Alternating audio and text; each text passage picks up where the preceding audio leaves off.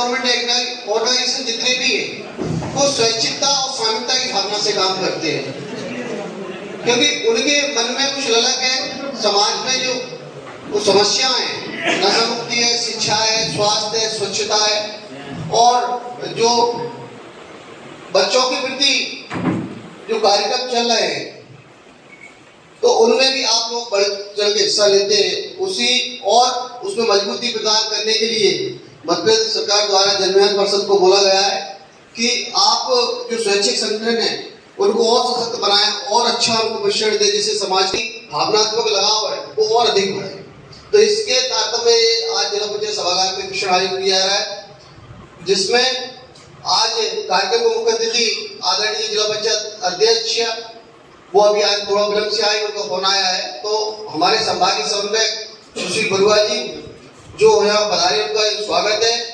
और आप सबके परिचित आदरणीय अरविंद उपाध्याय जी जो यहाँ पर डीपीओ जिला महिला बाल विकास कार्यक्रम अधिकारी है, पूरी परियोजना में जो आंगनबाड़ी केंद्र है और उनसे जुड़े हुए सारी जो जरूरत की सामग्री है वो सभी आम जन को हमेशा उपलब्ध रहते हैं और अपने सुंदर उद्बोधन से, सुंदर बातों से सबका मन मोहित कर लेते हैं, ऐसे आदरणीय उपाध्याय जी। तो मैं और हमारे बीच में स्कूल एसोसिएशन के संभागीय अध्यक्ष आदरणीय संतोष उपाध्याय जी जो समाज सेवी संगठन है, जो एनजीओ होते हैं, उनके माध्यम से स्वयं के विद्यालय, कंप्यूटर सेंटर, अन्य सारे संस्थान चलाए जाते हैं। उनके संभागीय अध्यक्ष भी इस कार्यक्रम में आज उपस्थित है।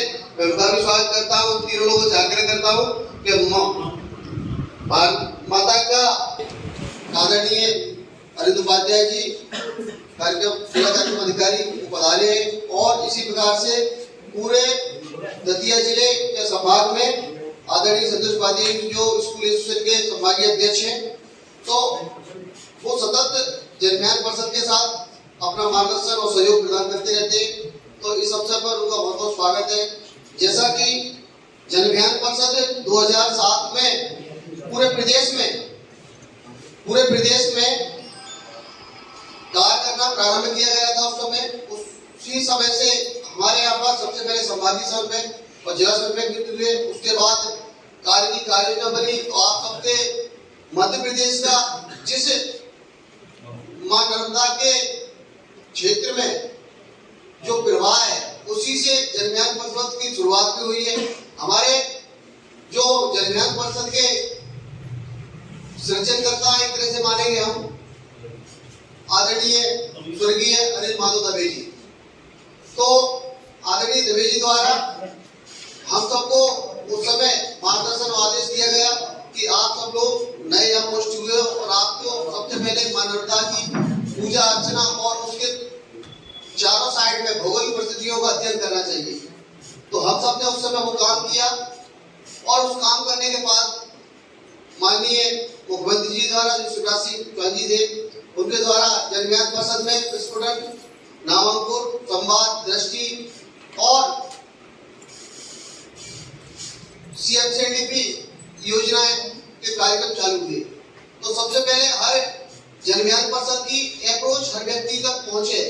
व्यक्ति गांव के लोग सबसे ज्यादा जनसंख्या मध्य प्रदेश की गांव में निवास कर रही है शहर की अपेक्षा, पूरे भारतवर्ष की स्थिति है। तो सबसे पहले गांव में कनेक्टिविटी जनविज्ञान परिषद की हो तो उसके लिए प्रस्फुटन योजना बनाई गई। प्रस्फुटन योजना के माध्यम से एक वर्ष में एक ब्लॉक के अंदर 10 प्रस्फुटन समितियों का निर्माण किया गया, जिसमें आप जैसे समाजसेवियों की भागीदारी से नशा मुक्ति, शिक्षा, स्वास्थ्य, महिला सशक्तिकरण, स्वच्छता और शासन की जो जनहित कल्याणकारी योजनाओं का प्रचार प्रसार है, उनसे लोगों को अवगत कराना, उनसे जोड़ना और सामाजिक स्तर पर उस जो प्रस्फुटन समिति है उस सत्य रूप से उसकी भूमिका गांव में तय करना और शासन में उसकी दृष्टि बनाए रखना। ये काम सबसे पहले प्रारंभ हुआ। उसके बाद नामांकुर संस्था आई। नामांकुर संस्थाओं के माध्यम से पूरे जनविज्ञान परिषद को एक गति मिली, जिसमें धर्म सोसाइटी से जो 1873 और 1860 का जो रजिस्ट्रेशन होता है, उसके बाद जो संस्था रजिस्टर्ड सोसाइटी मानी जाती है, ऐसी संस्थाओं को जनविज्ञान परिषद ने नामांकुर योजना में जोड़ा और उन्होंने बेहतर काम करके जनविज्ञान परिषद का नाम गांव-गांव, शहर-शहर अपने काम के माध्यम से उसको व्यक्त किया और शासन में भी उस चीज को एप्रिशिएट किया। तो इसमें आज जो जितनी भी संस्थाएं यहाँ बैठी हुई है तो उन सबका भी बहुत बहुत हार्दिक अभिनंदन स्वागत है। उन्होंने जनविज्ञान परिषद को अपना मानकर उस गति को प्रदान किया और इस प्रकार से पूरा कार्यक्रम CMCDP कार्यक्रम चालू हुआ, जिसके अंतर्गत चूंकि अपन समाज में नेतृत्व खड़ा करना चाह रहे हैं। समाज में नेतृत्व कुछ शिक्षित है, कुछ अशिक्षित है। जिन लोगों की शिक्षा बीच में छूट गई है, जो हाई स्कूल करने के बाद, इंटर करने के बाद गांव में निवास कर रहे हैं और शहर में पढ़ नहीं पा रहे हैं और वो शिक्षा से कहीं ना कहीं छूट रहे हैं, तो ऐसे सभी व्यक्तियों को मुख्य धारा में उन्हें शिक्षा से जोड़ने के लिए माननीय मुख्यमंत्री जी का दिव्य आग्रह पूरे प्रदेश के बच्चों ने किया। तो उन्होंने कहा एक अपन ऐसा कोर्स चालू करते हैं जिसका मुख्यमंत्री जी ने स्वयं अपने पद का नाम दिया, मुख्यमंत्री सामुदायिक नेतृत्व क्षमता विकास पाठ्यक्रम, जिसको अपन शॉर्ट में CMCDP बोलते हैं। उसके अंतर्गत नेतृत्व विकास के डेवलप के लिए BS 15 में आगाज हुआ और उसके माध्यम से आज कई सारे छात्र उस डिग्री को करके सफल हुए और समाज सेवा के क्षेत्र में भी जुड़े और कई सारे बच्चे आज नेतृत्व डेवलप होने का समिति के मेंबर जो BSW के छात्र हैं। समुदाय में नेता होने की जरूरत नहीं पड़ती थी, क्योंकि उनका सिस्टम ही ये था कि पहले पढ़ना है, शादी ग्रस्त जाना है, फिर वानप्रस्थ और सन्यास की ओर बढ़ जाना है। सन्यासी और वानप्रस्थ जो सिस्टम था उस समुदाय के लिए जीने वाले लोग थे, कोई जनविज्ञान परिषद हुआ करते थे। आप इसको थोड़ा सा दिमाग डालेंगे तो आपको समझ में आएगा जनविज्ञान परिषद बनी क्यों, जरूरत क्यों पड़ी। क्योंकि हमारे चारों आश्रम छिन्न भिन्न हो गए। वैदिक युग से हमारे चारों आश्रम आ रहे थे। जब वानप्रस्थ और सन्यास हमारा डिस्टर्ब हुआ तो हमें जन अभियान परिषद की जरूरत पड़ गई, क्योंकि समुदाय में बात करने वाला, समुदाय की बात करने वाला कोई नहीं। अरविंद उपाध्याय स्वयं की बात करेंगे, अपने बच्चे की बात करेंगे, तो ये दो आश्रम तो हैं, ब्रह्मचर्य और गृहस्थ, यही खत्म हो रहा था सिस्टम। लेकिन इसके आगे वानप्रस्थ और सन्यास आ गया, इसीलिए हमें जन अभियान परिषद की जरूरत पड़ी कि समुदाय को कैसे नेतृत्व दिया जाए, समुदाय की बात कैसे की जाए, समुदाय को कैसे और बेहतर बनाया जा सके। तो वो आश्रम से ही सारा सिस्टम हमारा जुड़ा हुआ था। वो सिस्टम हुआ तो हमें जन अभियान परिषद जैसे मजबूत संगठन की जरूरत पड़ी कि जिससे कि हम समाज को एक दशा और दिशा दे सके। आप जानते हैं, आपको ये स्वैच्छिक संगठनों का या कहें नॉन गवर्नमेंट NGO वाली बात करें तो आपका जो संगठन है, आपकी जो बात है, क्योंकि हमारी एक सीमाएं हो सकती हैं। हम सरकारी कर्मचारी, सरकारी अधिकारी हैं, तो हमारी एक सीमाएं हो सकती हैं। हमें पता है कि महिला गरीब है, परेशान है, लेकिन उसमें BPL नहीं है, तो हम उसको वृद्धा पेंशन नहीं दे सकते, क्योंकि नहीं दे सकते, नियम नहीं है। लेकिन आपके लिए वो बाउंडेशन नहीं है। आप समाज में रहकर उस चीज को इकट्ठा कर सकते हैं, बात कर सकते हैं, उसकी व्यवस्थाएं कर सकते हैं, चीजें कर सकते हैं। तो इसीलिए आपको स्वैच्छिक और संगठन की बात की गई है, क्योंकि बिना संगठन की शक्ति के कहीं भी कोई भी काम नहीं हो सकता। तो आप मजबूत हैं हमसे ज्यादा। अब समझिए क्यों जरूरत पड़ी, मुख्यमंत्री जी ने क्यों ऐसा विचार आया। दवे जी ने जो बात रखी थी उसका उद्देश्य यही था कि समुदाय में हमको किस तरह से नेतृत्व पैदा करना है, किस तरह से समाज का काम समाज के द्वारा बेहतर तरीके से कैसे किया जा सकता है। यही संगठन आपका जिला अभियान परिषद है। आप देख रहे हैं, आप पेड़ लगाएं, आपको बुलाया जाता है। हम कोई जन जागृति चलाएं तो आपको बुलाया जाता है। हम कोई भी बात करें समाज में, कोई भी चिंगारी उठाने की कोशिश करें तो जन अभियान परिषद में मुनीम जी को याद समय समय पे हम करते रहते हैं। कभी कभी रात को, कभी दिन में पूछते हैं कहाँ हो, मुनीम साहब क्या है, मुनीम अभियान आया है, हम होंगे कामयाब आया था। अभी उसमें जन जागृति, महिला सशक्तिकरण की बात करनी थी, महिलाओं के बारे में बताना था, उनको उनके हेल्पलाइन नंबर है उनको याद कराने थे। तो हमको जन अभियान परिषद की बात आई तो आपने समझ में आ गई होगी मेरी याद कि हमारे वैदिक काल से जो 4 आश्रम थे तो हम सिर्फ गृहस्थ समेट के रह गए थे, हम नीचे नहीं जा रहे थे। तो हमने जन अभियान परिषद को खड़ा किया और मजबूती से इस चीज को, संगठन को स्थापित कर रहे हैं और इसी से ये समुदाय में चीजें निकल के आ रही हैं। जो अभी देख रहे होंगे आप लोग कि जो बात कर रहा है, जो हम पहले बात करते थे वानप्रस्थ और सन्यास में कि समाज के लिए जीना, कोई जात पात नहीं। आपने देखा होगा कि उसको जो सन्यासी हो जाता था उसको खाने की कोई वो नहीं होती थी कि आप कहाँ खाना खाना है। आप किसी के घर भी खाना खा ले, कहीं भी खाना खा ले, कैसे भी रहे, लेकिन समाज के लिए जिए। तो वही चीज आप लोगों के लिए, तो आप जो दोनों आश्रम जो पीछे के छूटे थे उनकी गैप फिलिंग के लिए, उसको संगठन दोबारा स्थापित करने के लिए जन अभियान परिषद बना हुआ है। और आप जो मैंने वो शब्द कहे थे कि हमारी कुछ सीमा है, हम सरकारी हैं, हमारे कुछ नियम है, लेकिन आपको लोगों संगठन समाज में इकट्ठित होकर कोई भी संगठित कार्य कर सकते हैं। नशा मुक्ति के अक्सर हम फोटो देखते रहते हैं, हम बाल विवाह रोकने के अभियान भी देखते रहते हैं, हम पेड़ चल बचाओ अभियान भी देखते रहते हैं। तो जन अभियान परिषद से हमारा जुड़ाव ज्यादा है, और वो कोर्स ही स्टार्ट इसीलिए किया गया है कि समुदाय से ही नेता पैदा हो, समुदाय की समस्या को वो अच्छे से जानता है, हमसे बेहतर जानता है, और वो वहाँ का लोकल रहेगा, वो समुदाय से पैदा होगा, तो वो अच्छी तरह से वो बात कर पाएगा, चीजें कर पाएगा, और बेहतर तरीके से रिजल्ट बन पाएगा। राष्ट्रगान भी जनमन से ही शुरू होता है, वहीं से आपका ये जन्म है। तो ये आप समझिए कि आप कितने मजबूत और कितने महत्वपूर्ण संगठन के हिस्से हैं। आप वैदिक काल से हैं। आप जो कह रहे थे ना कि तो अभी से शुरू हुआ, यहाँ से शुरू हुआ, मैंने नहीं, आप वैदिक काल से हैं। आप समझिए, आप वैदिक काल से हैं। वही चीज है, बस हम परंपरा को जोड़ना चाह रहे थे, हमने आपके माध्यम से जोड़ दी। कुछ हमारी संघ सरकार की जो चीजें थी, जहां लग रहा था गैप फिलिंग की आवश्यकता है, हम आम जन से कैसे जुड़े, तो जन अभियान परिषद का नाम आया। तो ये ऐसी परिषद है जिसमें सारा जन इकट्ठा होकर अपने समाज के लिए कार्य करता है, और जो स्वैच्छिक शब्द जुड़ा हुआ है वो इसी कार्य किया जाता है तो बेहतर रिजल्ट आता है। कहते हैं ना कि वो तो बड़ा मनोयोग से काम करता है, तो इसीलिए स्वैच्छिक जोड़ा गया है कि कोई दबाव ना रहते हुए, कोई सामाजिक नहीं, कोई आर्थिक नहीं, कोई राजनीतिक दबाव नहीं, सिर्फ स्वेच्छा से कार्य जब होता है तो बेहतर रिजल्ट, बेहतर परिणाम समाज के लिए मिलते हैं। और आप सभी लोग बैठे हुए हैं, तो मैं चाइल्ड हेल्पलाइन की जरूर बात करूंगा।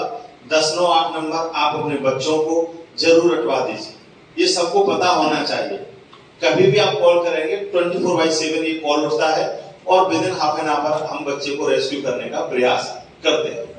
दूसरा 181 याद रखवा दीजिए, ये जब महिला कॉल लगाती है तो महिला हेल्पलाइन नंबर के रूप में कार्य करता है। एक 1930 नंबर सभी लोग याद रखें, महिला पुरुष, वो जरूरी है, क्योंकि बैंकिंग फ्रॉड आजकल बहुत ज्यादा हो रहा है।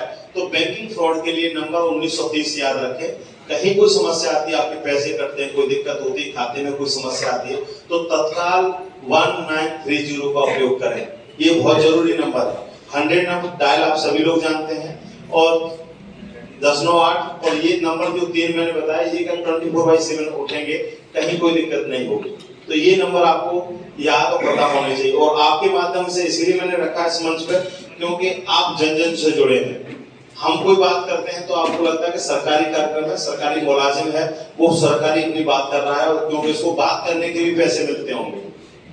अलग सोच है, समझिए, अलग सोच है समाज की, सरकारी सिस्टम की। तो लेकिन जब आपका जो सिस्टम है उसमें एक अलग स्वीकारता है समाज की, तो इसीलिए आपके सामने मैंने नंबर रखे। दूसरा एक और अनुरोध और था कि बाल विवाह कहीं ना हो, जन अभियान परिषद के लिए पत्र आया हुआ है, भारत सरकार ने भी भेजा स्वैच्छिक संगठन के माध्यम से।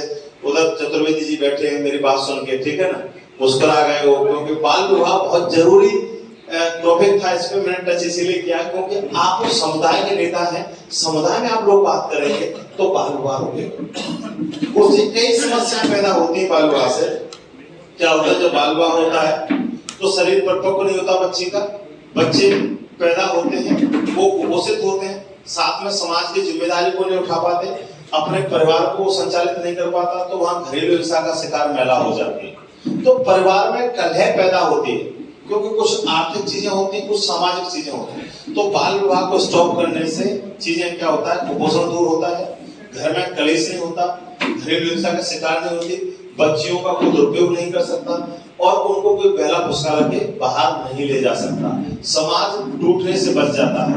और इस समय हमारी सरकार तो परिवार और अच्छे से संस्कार पैदा होंगे, और हमको समझदारी पड़ेगी। और आप लोग समुदाय से आते हैं, समुदाय के नेता हैं, स्वैच्छिक संगठन है, मुझे यही बात अपने विराम देता हूँ। जय हिंद, जय भारत।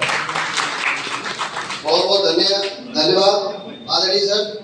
जैसा कि आप मुखार बिंदु से सबको मनमोहित कर लेते, और उसी प्रकार से आप क्षेत्र में भी काम लोगों के बीच में जाकर कर रहे हैं संवेदना के साथ में। इसी क्रम को आगे बढ़ाते हुए, जैसा कि अपना जो सामाजिक अपेक्षा है, सबने सुना होगा सोशल ऑडिट, मतलब हर कार्य का व्यक्ति को जीवन में अपने कार्य की भी सोशल ऑडिट दूसरे से, अपने मित्र से या अपने बच्चे से कराना चाहिए। उसी प्रकार से शासन स्तर से भी एक सामाजिक आकेक्षण संपर्क समिति स्टेट में बनी हुई है। उसके आप जिला पंचायत में आदरणीय वीरेश जी त्यागी जी उसके यहाँ प्रमुख है, वो यहाँ पूरा सामाजिक आकर्षण का काम देखते हैं। तो आज वो यहाँ अपने बीच में उपस्थित है, तो मैं उनका स्वागत करता हूँ। और वो आप के सबके बीच में जो सोशल ऑडिट किस प्रकार से की जाती है, कैसे होती है और उसका रिजल्ट समाज के बीच में कैसे पहुँचता है, वो सारी बात को आपके समझ रखेंगे। मैं उनको स्वागत के लिए ज्योति जी से आग्रह करूंगा कि उनको स्वागत करें, श्री वीरेश जी त्यागी जी का। यहाँ पर हम भौतिक रूप से बैठे हुए हैं, फील्ड में भी हम जाकर के उस चीज को प्रदर्शित करें जिस विषय में हम काम कर रहे हैं। मैं सामाजिक अन्वेषण के उद्देश्य के लिए मैं यहाँ आया हूँ। आप लोगों को बताना चाहूंगा कि सामाजिक अन्वेषण क्या है। सामाजिक अन्वेषण भी वही एक बिंदु है जिस तरह से समाज में एक से अधिक लोगों के बीच में हम काम करने के लिए ग्राम पंचायतों में काम किया जाता है, ये सभी को पता है। ग्राम पंचायतों के शासन स्तर से जो भी फंड उपलब्ध कराया जाता है और किसी भी योजना से, अभी ग्रामीण विकास विभाग के अंतर्गत सामाजिक अन्वेषण किया जा रहा है। इसका मुख्य उद्देश्य यही है कि जो भी योजनाओं के अंतर्गत निवेदन करेंगे कि समाज के बीच में अगर हम वास्तव में सही काम करना चाह रहे हैं तो यूनिटी के तौर पर अच्छा काम करें और जो जो योजनाएं आ रही है नीचे स्तर पर वो उसका सही रूप से क्रियान्वयन किया जाए। बस मैं इतना ही करूंगा। थैंक यू, धन्यवाद। बहुत बहुत धन्यवाद। जैसा कि सामाजिक आकर्षण जो गांव में आप सभी लोग देखते होंगे, इसमें से कुछ हमारे बीएसडब्ल्यू और एमएसडब्ल्यू के छात्र आदरणीय त्यागी जी के सहयोग से उस काम को कर भी रहे हैं। तो कई बार इस प्रकार की ट्रेनिंग एनजीओ सेक्टर में होती है, जिसमें जैसे आपको पता है नरेगा के अंदर बहुत सारे बलिदान के बाग लगे, छोटे छोटे तालाब बने, इन सारी जो काम हो रहे हैं। जब से श्रीमान आपका दतिया में पदार्पण हुआ, आपने पूरे जिले में जो एक संगठन की कमान संभाली, निश्चित तौर पर जन अभियान परिषद का प्रचार प्रसार हुआ और पूरे जिले में आपने उत्कृष्ट कार्य किया। मैं प्राइवेट स्कूल एसोसिएशन के नाते आपका और बहन ज्योति बहन जी आपको मैं साधुवाद देता हूं, नमन करता हूं। मित्रों, अभी डीपीओ साहब कह रहे थे कि हमारी कुछ ना कुछ सीमाएं होती हैं, मर्यादाएं होती हैं। मैं भी बड़े गर्व के साथ कह सकता हूं कि हर शासकीय अधिकारी एक गमले की तरह सुंदर पौधा पुष्प अर्पण तो कर सकता है, लेकिन वह बंधा हुआ होता है अपने दायित्वों में, अपनी सीमाओं में। मित्रों, हमारा और आपका सौभाग्य कहें या क्या कहें इसको, माना कि हम और आप शासकीय सेवा में जरूर नहीं आ पाए, लेकिन समाज के उत्थान के लिए, समाज की उन्नति के लिए क्या नहीं कर सकते हैं, यह जज्बा हम और आप सब रख सकते हैं। आज जमीन पर, धरातल पर आज हम वो कार्य करके दिखा सकते हैं जो यह शासकीय नुमाइंदे शायद इस कार्य को ना करना पाए। चाहे वह बाल विवाह को लेकर हो, अंकुर अभियान को लेकर हो, स्वच्छता को लेकर हो, नशा को लेकर हो। मित्रों, अनगिनत ऐसे कार्य हैं। अगर यह पवित्र नौनिहाल कार्य को हम अगर बीड़ा उठा लें कि आज हम अपने शहर को स्वच्छ बनाने में, सुंदर बनाने में, नशा विहीन बनाने में, हरा भरा बनाने में कोई कोर कसर नहीं छोड़ेंगे, वह दिन दूर नहीं होगा जो हमारी दतिया पूरे 52 जिले में सुंदरता का श्रृंगार कर रही होगी। छोटे मुंह से कैसे कह दूं इस दतिया की बात रे, सोने जैसे दिन है इसके, चाबी जैसी रात रे। तो बड़ी प्रसन्नता होती है कहने में, क्योंकि मेरा जन्म इसी दतिया की धरा पर, इसी पवित्र मां पीताम्बरा की, इसी रतनगढ़ वाली मैया, यही बालाजी भास्कर जी के नगर में मेरा जन्म हुआ है। गुरुदेव मैं गर्व के साथ कहता हूँ, छोटे मुंह से कैसे कह दूं इस दतिया की और सोने जैसे दिन है इसके, चांदी जैसी रात है। आप लोगों से आज यही आशा और अपेक्षा कर रहा हूं कि आज हम स्वच्छता को लेकर, नशा भी हमारे समाज में जितने भी उपद्रव होते हैं, जितने भी जो भी अपराध होते हैं, उनमें कहीं ना कहीं अगर आप देखिए तो उसमें 99% नशे का प्रयोग होता है। आह्वान कर रहे हैं, आपको बुला रहे हैं, आइए। और आज हम और आप इस अभियान परिषद के तहत दतिया शहर को साफ, स्वच्छ, नशा विहीन और बाल विवाह मुक्त बनाए। मित्रों, बहुत बहुत धन्यवाद। बहुत बहुत धन्यवाद आदरणीय उपाध्याय जी, आपने बहुत अच्छी बातें नशा के संबंध में, स्वच्छता के संबंध में सबके बीच में रखी।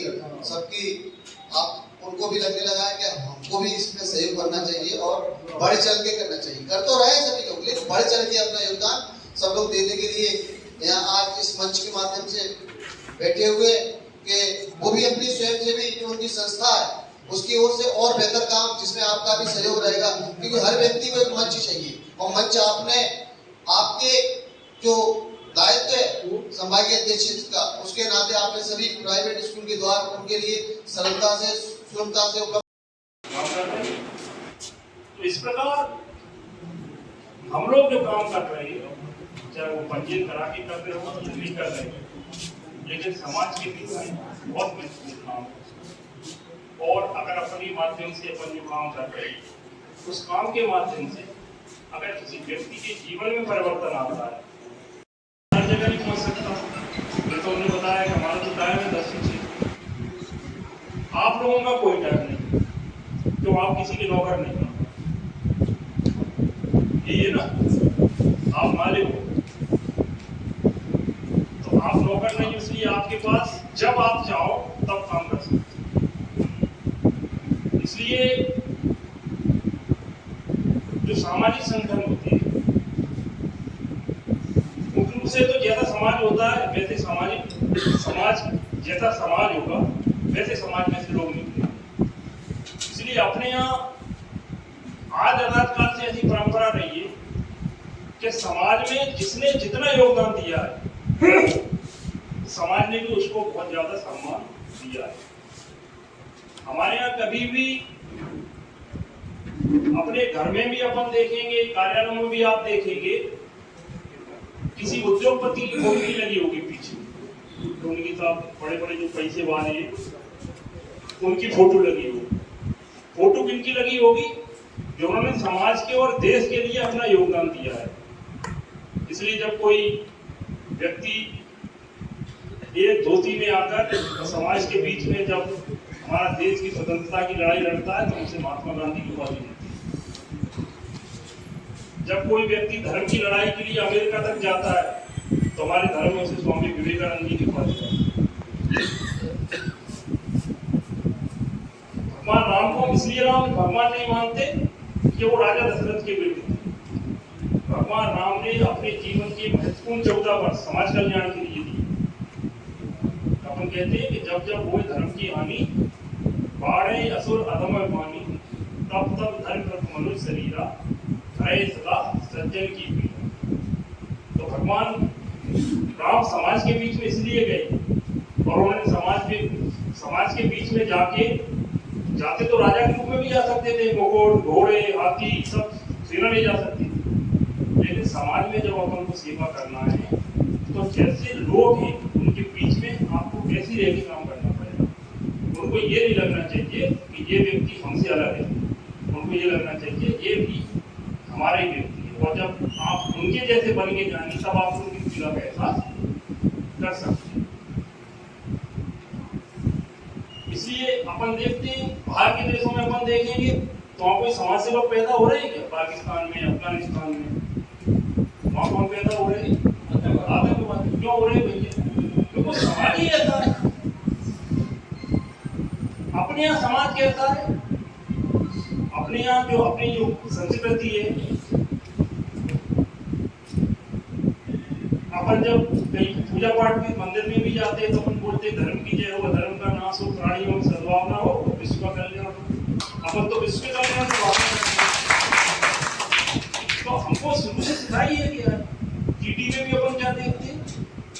भगवान देखते हैं, पीपल में अपन भगवान देखते हैं। मतलब ऐसा कोई जीव जंतु नहीं है जिसमें अपन ने ईश्वर को नहीं देखा। इसलिए अपने यहाँ कहा है शंकराचार्य सर्वविदम फलविदम ब्रह्म। जितने भी जीव जंतु हैं सब में ब्रह्म है, सब में भगवान है। इसलिए जब आप सारी सृष्टि में भगवान देखोगे, सिया रामायण सब जग जाने, तो आपके सारे भेद अपने आप खत्म हो जाते हैं। इसलिए अपने यहाँ छोटे का बड़े का भेद, छुआछूती जाति का, ये सब खत्म हो जाता है। काम कर रहे थे पूरी, जब तक उनका समय चल रहा था, उनके बीच भोजन कर रहे, उनका सम्मान कर रहे। एक मुख्यमंत्री और एक सफाई कर्मचारी के बीच में बैठता है, तो सफाई कर्मचारी है तो उसको ये नहीं लगता कि हम जो काम कर रहे हैं वो छोटा काम, और मुख्यमंत्री उसको ये एहसास दिलाता है कि ये छोटा काम नहीं है, कोई भी काम छोटा नहीं होता है।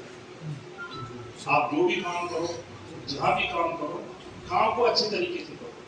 जैसे अब्राहम लिंकन जब अमेरिका के राष्ट्रपति बने, तो वो जब बैठे वहां पर, तो वहां पर कुछ बड़े लोग भी थे, वहां भी चलता है छोटे ऊंचे का काले गोरे का काम। तो वो जूते बनाते थे, तो वहां पर कुछ लोगों ने कहा हाँ इनके पिताजी जूते बनाते थे। तो उन्होंने कहा कि आपने बिल्कुल सही कहा कि हमारे पिताजी जूते बनाते थे, लेकिन मेरा आपसे ये निवेदन है कि आप अपने पूर्वजों से पूछना, पिताजी वगैरह, कि हमारे पिताजी ने जो जूते बनाए होंगे और आपके पिताजी ने जो जूते उनके बने हुए पहने होंगे, तो उनके पैर को कोई कष्ट नहीं पड़ा, जूते अच्छी क्वालिटी के बनाए। तो आप अपन जो भी काम कर रहे हैं उसको अच्छे तरीके से करें।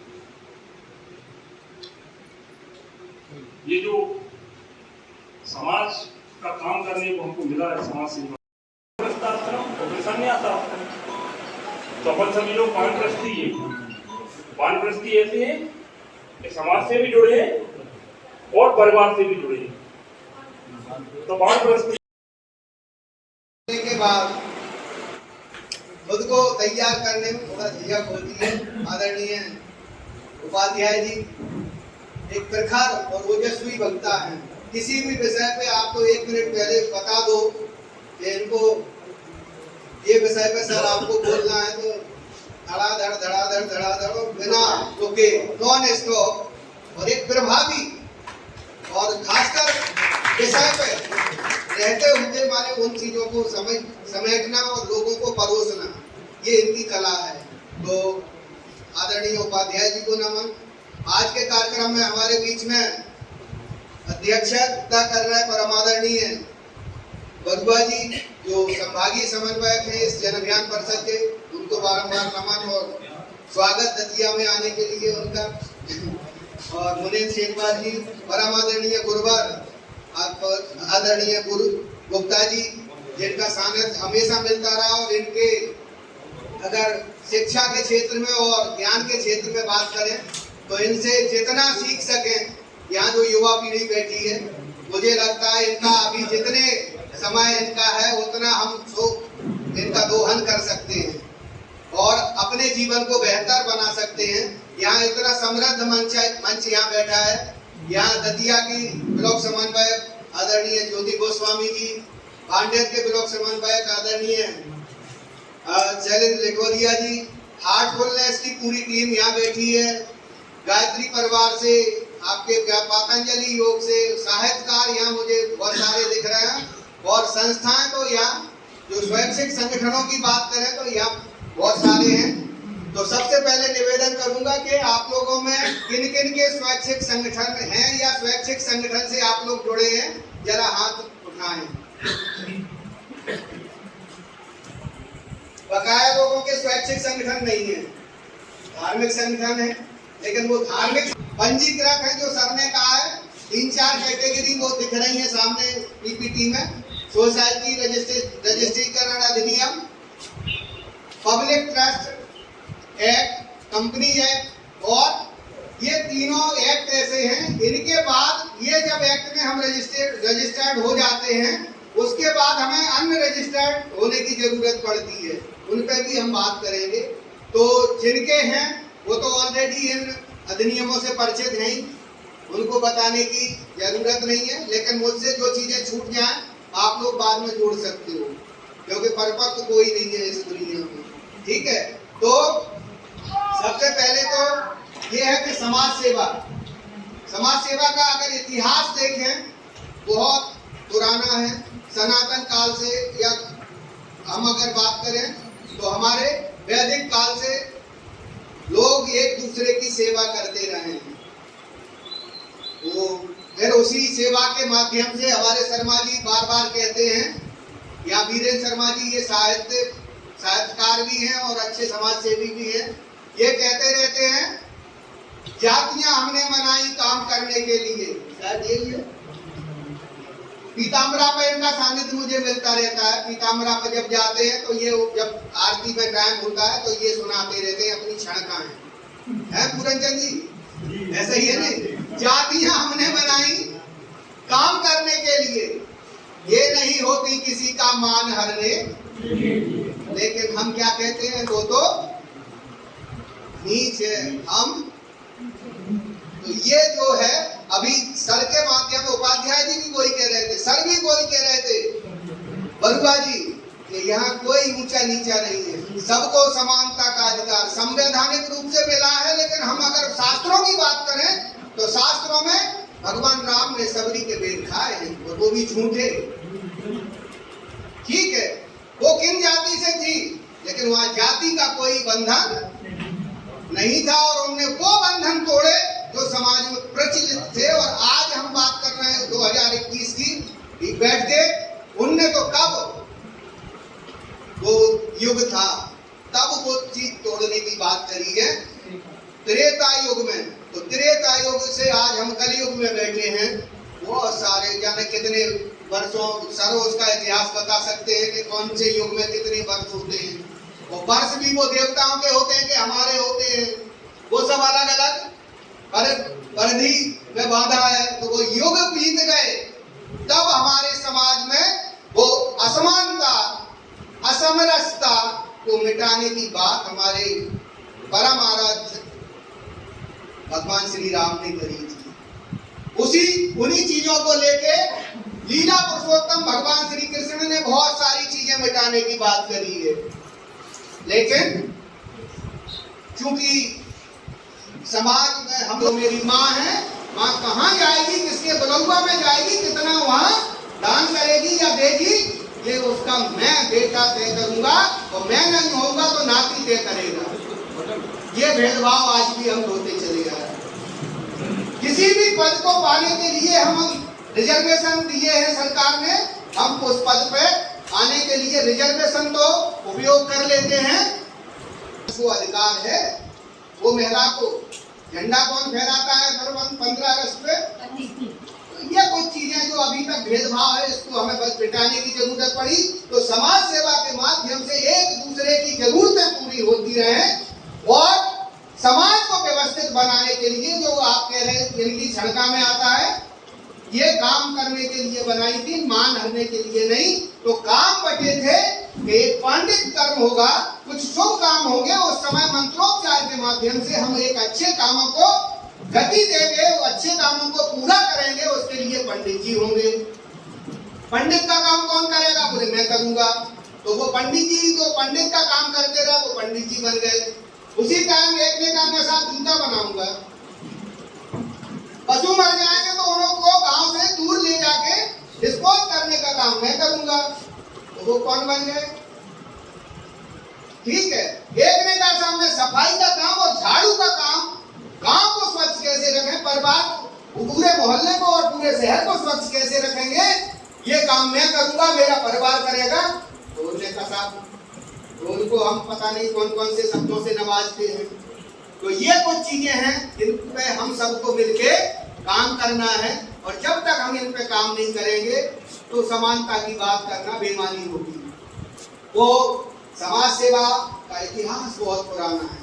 एक बेटी होती थी किसी गरीब की, पूरा गांव, कोई 2 किलो अनाज दे जाता था, कोई 1 किलो चावल दे जाता था, कोई 1 किलो दाल दे जाता था, कोई 5 रुपए दे जाता था, कोई 1 रुपए दे जाता था, कोई अठन्नी दे जाता था।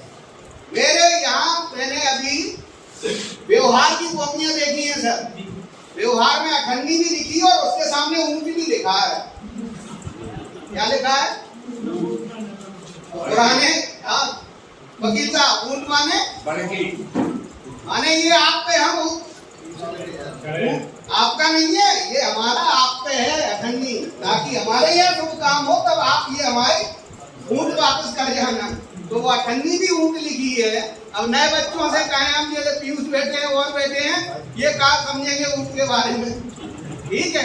तो ये तो समझेंगे अखंडी के साथ एक ऊंट देगा हमें। और ये समाज सेवा का इतिहास यहाँ से छोटी छोटे जरूरतों में, किसी के यहाँ दुखारी हो गई, कुछ हो गया, उसमें लोगों ने, किसी ने 5 रुपए दे दिए, बोले अब तो आपको अपना इलाज कराओ, लेकिन चिंता मत करना, पूरा गांव तुम्हारे साथ है। आप अपनी बेटी की शादी कराओ, पूरा गांव तुम्हारे साथ है। और वो बेटी जहां भी जाती थी, उस गांव का हम लोग पानी क्यों नहीं पीते थे? बोले हमारी बेटी अभी आई है जगह। और आज नैतिकता का ह्रास जो पाश्चात्य संस्कृति के माध्यम से हुआ है, उन चीजों को हमने अपना लिया जो दूसरे लोग जो सर कह रहे थे कि विदेशों में कहीं भी संस्कृति और सम्मान की बात, लेकिन हमारे यहाँ एक दूसरे का जीवन करने का, चींटी को भी हम उसमें भी प्राण देते हैं, भगवान देते हैं, इसीलिए चींटी ना मर जाए हमारे पैर से, ये भी हम बात करते हैं। दूसरी अगर बात करें तो नदियों की पूजा करते हैं, पहाड़ों की पूजा करते हैं। क्यों करते हैं? क्योंकि वो भी हमारी कहीं ना कहीं जरूरतों की पूर्ति कर रहा है, हमारे करे ना हम उसके ऊपर धर्म करें। इसी वजह से उस समय 1860 में एक एक्ट लाना पड़ा, समाज सेवा, क्योंकि समाज सेवा भी लोग अपने मन से कर रहे थे, कोई कुछ कर रहा था, कोई कुछ कर रहा था। पंजी रजिस्टर, ये सोसाइटी रजिस्ट्रेशन एक्ट जो है 1860 में, हाँ, वो इसलिए उन्होंने रेगुलेट करा था कि आप जो करोगे वो इस दायरे में रह के करोगे। ये नहीं कि आप किसी से भी उगाई करते रहो धर्म को समाज सेवा के नाम पे, और उसका उपयोग कहीं और करते रहो। अभी जो सरकार है, केंद्र सरकार, उन्होंने उन संस्थाओं पे प्रतिबंध लगाए हैं जो कर रहे, दान ले रहे थे किसी और नाम से, काम कर रहे थे कोई और, तो उनको भी रोका गया है। क्यों? क्योंकि रजिस्ट्रेशन एक्ट जो है, पंजीकरण अधिनियम जो है, वो रोकता है कि आप क्या करोगे और क्या नहीं करोगे। आपकी संस्था है, लेकिन आपको तय करना पड़ेगा हम क्या क्या करेंगे, उसका आप पंजीकरण कराओगे। उसके बाद उनको अक्षर से पालन करते हुए आप कार्यक्रम बनाओगे, आपने अभियान बनाओगे। जैसे अभियान का नाम एक अभी हमारे बीच में उपाध्याय जी ले रहे थे, बाल विवाह मुक्त भारत, दूसरा नशा मुक्त भारत। ये अभियान जो चले हैं, ये अभियान भी कहीं ना कहीं वो सामाजिक संगठनों की देन है। उन संगठनों ने पहले काम किए, क्योंकि उन संगठनों के काम करने से समाज में बेहतरी आई, इसीलिए सरकार को वो मानना पड़ा कि ये काम सरकारी स्तर पे अगर होंगे तो और प्रभावी हो जाएंगे। इसी वजह से दतिया को हमें नशा मुक्त बनाना है, तो नशा मुक्ति अभियान हो गया। लेकिन नशा मुक्ति वाली कौन सी संस्थाएं काम कर पाएंगी? जिनके उद्देश्य में नशा मुक्ति का उद्देश्य समाहित होगा। मैंने उसमें लिखा ही नहीं कि महिला मुद्दों पे काम करूंगा, महिलाओं के सशक्तिकरण पे काम करूंगा, मैं योगा पे काम करूंगा, लोगों के बेहतर जीवन के लिए काम करूंगा, या योग के बारे में काम करूंगा और योग सिखा रहा हूं, इंस्टीट्यूट खोल दिया। कभी भी मेरे ऊपर कार्रवाई हो सकती है। तो एक तो फर्म सोसाइटी रजिस्ट्रेशन एक्ट जो है, हाँ 50-100 वो सब हो सकते हैं, लेकिन कम से कम 2 चाहिए, कम से कम 3 वो ट्रस्ट के लिए और कम से कम 7 सोसाइटी के लिए, ठीक है, कमिटी के लिए। ये आप 3 तरीके के रजिस्ट्रेशन होते हैं। इनको कराने के बाद, इनको कैसे कराएंगे जो सर बता रहे थे कि एक हम बायलॉज बनाएंगे, पूरा अपनी नियमावली जिसको बोलते हैं वो बनाएंगे। नियमावली में हम लिखेंगे संस्था का नाम, उसका कार्यक्षेत्र, उसके उद्देश्य, पूरा पता, ये सारी चीज लिखेंगे। कार्यक्षेत्र का मतलब क्या होगा? आप नहीं, जो लोग नहीं बनाए उनसे पूछ रहा हूँ। आप तो चला ही नहीं हो संस्था। ठीक है, बताओ मैडम, आपकी संस्था है? मनोज जी नहीं है? नहीं है? अगर संस्था बनाना है तो कार्य क्षेत्र क्या होगा आपका? उसमें जो कार्य क्षेत्र लिखना पड़ा, ये शाहजहानी कह रही थी कि हम केवल 5 गांव पे करेंगे, 10 गांव पे करेंगे, ब्लॉक सेवड़ा में करेंगे या भांडेर में करेंगे या दतिया में करेंगे या दतिया पूरे संपूर्ण जिला पे करेंगे, संपूर्ण मध्य प्रदेश में या संपूर्ण भारत में। तो ये हमें कार्य क्षेत्र खोलना पड़ेगा कि हमारा कार्य क्षेत्र जो दायरा है वो कितना होगा, उतने ही में आप कर पाओगे। लेकिन आप ये नहीं कहोगे मैंने तो दतिया के लिए बनी है कराई, झांसी में जरूर आपके बाद में गतिविधि कर रहा हूँ परमार साहब। तो साहब ये अधिनियम का उल्लंघन होगा और हम पे वो कार्रवाई हो जाएगी अधिनियम के तहत। तो अधिनियम में ये कार्य क्षेत्र आपको, फिर उद्देश्य आपको लिखना है। तो उद्देश्य में आप एक बुलेट माने संक्षिप्त में उद्देश्य होना चाहिए, किन किन मुद्दों पे काम करोगे। लेकिन हम क्या करते हैं, संस्था को क्या बना देते हैं, एक झोला छाप डॉक्टर होता है, 10 की गोली भी भाई जादू की बामें गोगरी बामें झोले में से निकलती है, कैंसर की भी चाहिए गोली ले आओ, ठीक है, उल्टी की गोली ले आओ, मलेरिया की गोली ले आओ, ऐसा वैसा ही नहीं, ठीक है। लेकिन आप किस विषय पे दक्षता रखते हो। अगर हार्टफुलनेस लोगों के जीवन को आनंदित करने के लिए अगर काम कर रही है, अगर पतंजलि योग के क्षेत्र में काम कर रही, तो योग उसमें प्रमुखता से आना चाहिए। अब हम सब चीजें लिख दें, हम तो नदी पे भी काम करेंगे, हम तो पहाड़ों के संरक्षण पे भी काम करेंगे, हम तो पर्यावरण पे भी काम करेंगे और लास्ट में लिख दें योग पे भी करेंगे। आपकी विशेषज्ञता क्या है? आप गले के डॉक्टर हो, ठीक है, उसमें आपकी संस्था देखेगी, बहुत सारे मंत्रालय के लोग आपको अप्रोच करते हैं कि आपको फंड चाहिए क्या, हमारे यहाँ ये कार्यक्रम, ये इतना फंड मिलेगा इस गतिविधि के लिए, तो वो कर सकते हैं। एक और है, जब आपकी संस्था है, आप अच्छा काम कर रहे हो, तो आपको विदेशी फंड बड़ा वाला अमाउंट चाहिए, तो फॉरेन करेंसी अपने दो शब्द सबके समक्ष रखे। उनके जीवन में संस्कृत का पूरे क्षेत्र में बहुत ही ज्यादा उनके द्वारा किताबें भी लिखी गई है, बहुत सारे चीजों का उन्होंने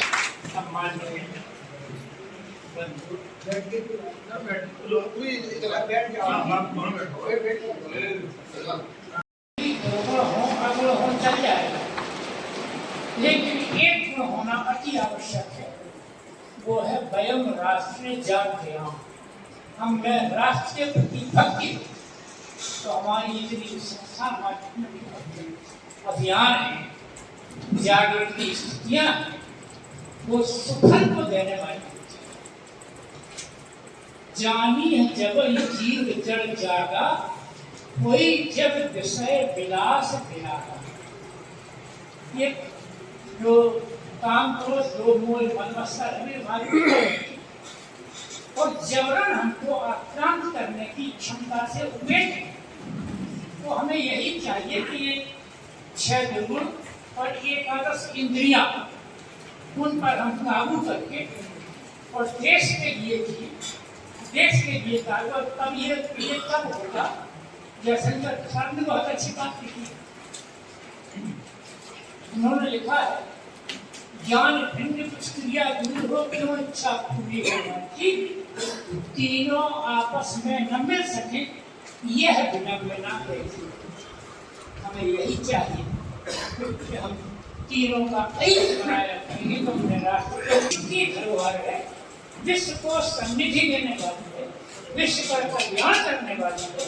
इसलिए उसका कल्याण करने की क्षमता हमारे यहाँ ऋषियों ने, मुनियों ने राष्ट्रभक्ति से देश को बनाया। अच्छी बात है। से तो उन्होंने कहा, भैया हम ये चाहते हैं कि चीनी भाषा में चिकित्सा शिक्षा की शिक्षा प्रदान की जाए। कितना समय लगेगा? तो सचिव ने कहा कि कम से कम 10 वर्ष पर लग जाएंगे, पहले भाषा सबको सिखाएंगे ये करेंगे। बहुत से तुमने कहा कि चीनी भाषा में चिकित्सा विषय की शिक्षा आज से, अभी से, इसी समय से, अन्यथा इसलिए कैसे हमको तुरंत कार्रवाई चाहिए। व्यवहारिकता और प्रायोगिकता ये उसकी सन्निधि हो। बहुत बढ़िया बात कही है, बहुत अच्छा सब लोग बोले। समानी व आकुति समानम हृदयानि वा। हम सब एक हैं, जाति भेद करने वाले निशाचर होते हैं, नीचतम। हम सब वास्तव में तब तो हम देश का कल्याण कर पाएंगे। मनस्येकम वचस्येकम कर्मण्येकम सीधी सीधी बात तो हम कर्तव्य के पीछे लग जाएंगे। इससे बढ़िया और देश भक्ति से ही राष्ट्र का समन्वय होगा। इन्हीं शब्दों के साथ ही है संतोष उपाध्याय जी। जिस हिसाब से ये काम करते हैं उस हिसाब से ये बहुत अच्छा काम करते हैं, जो कि यहाँ विराजे सभी सम्माननीय भगिनी और हमारे भाई। ग्राम विकास की उन्नति के लिए मेरा जो संकल्पना है कि हम एक गांव को बोल रहे हैं, सिर्फ एक गांव। उस एक गांव को उत्थान के लिए हमारी समिति क्या क्या कर सकती है वह हम करें। उसके लिए कुछ छोटे छोटे विकल्प हैं जो निरंतर चलेंगे तो बहुत सारा फायदा हमें देंगे। जैसे गांव की मूलभूत सुविधाओं के ऊपर चर्चा कर रहे हैं। मूलभूत सुविधाएं हमारी क्या क्या है? सबसे पहले दे रहा है तो उसका उपयोग गांव में प्रचार प्रसार करें। उन्नत किस्म के बैल, उन्नत किस्म की गाय जो दूध में भी ज्यादा देती है, सेवाल गाय, बहुत सारी गाय वैरायटी की। तो आजकल उन्नत खेती भी करना है, उन्नत पशुपालन भी करना है। जब भी देश का और मध्य प्रदेश का जो बात हो रही है आदर्श ग्राम जब बनेगा, जब स्वावलंबित गांव होगा, जब ही आदर्श गांव बन पाएगा। अपन हमेशा दूसरी चीज के लिए दूसरे पर डिपेंड रहेंगे। जो देने इस आदर्श ग्राम का मूल स्वरूप उन्हें एक्टिव यानी ऊर्जावान भारत में पूरे स्थापित किया जाए, ऊर्जावान मध्य प्रदेश में पुनः स्थापित किया जाए। क्योंकि यहाँ के लोग तो ऊर्जावान है, भिंड मुरैना नदिया सब ऊर्जावान लोग जो ठानने को करके छोड़ते।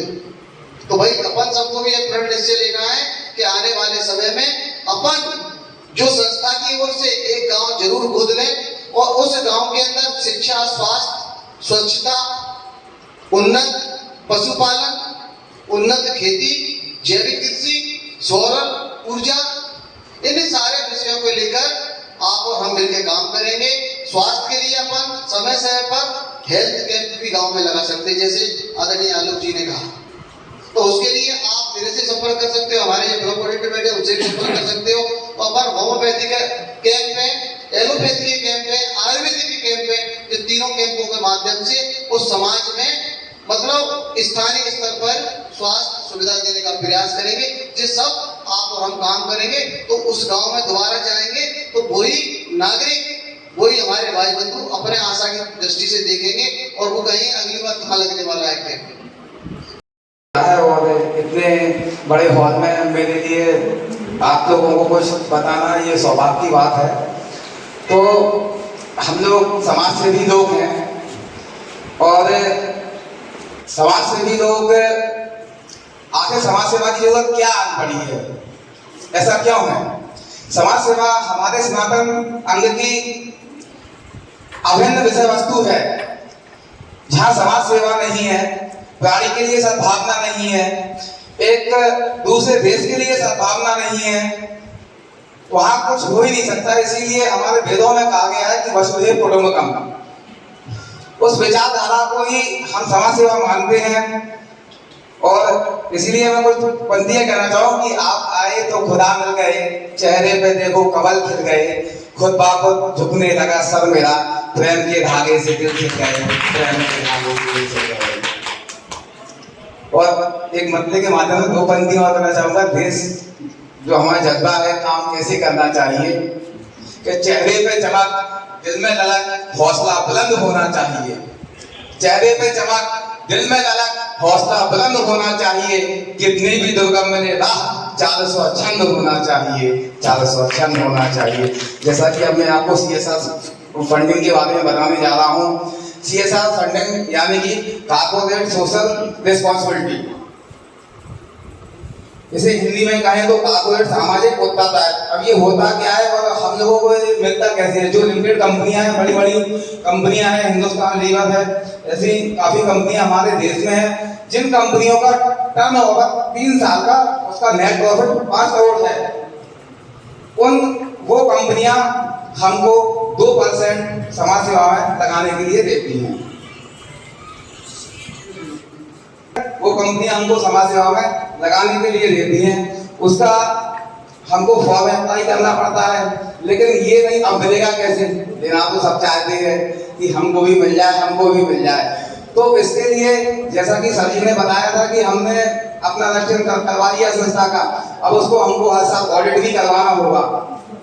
बस आप ये समझें कि आप समय समय सीढ़ी चढ़ते जाएंगे, तभी आपको CSR फंडिंग मिलेगी।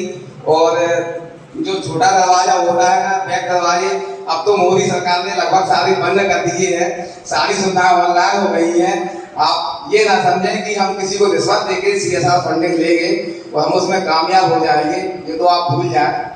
तो CSR फंडिंग के लिए सबसे पहले आपको ये कदम अपना अच्छा, जितनी बातें बताई गई मंच के माध्यम से, उसको अपन मिलकर के आगे काम करेंगे।